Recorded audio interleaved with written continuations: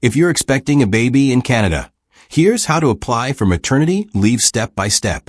This guide will help you understand the application process clearly. First, know your expected due date. In Canada, maternity leave is different from parental leave. Maternity leave is for the birth mother, while parental leave can be shared with a partner. Applications are handled through Service Canada. Go to the official Government of Canada website. Look for Employment Insurance Maternity Benefits. Maternity benefits are part of employment insurance, also called EI. Before applying, make sure you meet the eligibility requirements. You usually need at least 600 insurable work hours in the last 52 weeks. Keep your social insurance number ready. Have your banking details ready for direct deposit. Click on Apply for Employment Insurance Benefits. Complete the online application form carefully. Enter your personal and contact information accurately. Provide details about your recent employment history. Double-check everything before submitting. Submit your application online. After submission, you'll receive a confirmation number. Your employer must issue a record of employment, or ROE. Most employers submit the ROE electronically. Service Canada will review your application. You may receive updates by mail or through your online account.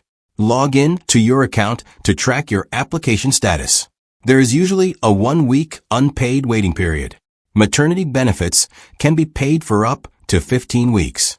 After maternity benefits, parental benefits can begin. Parents can choose between standard and extended parental benefits. Standard benefits pay more per week, but for a shorter duration. Extended benefits pay less per week, but last longer.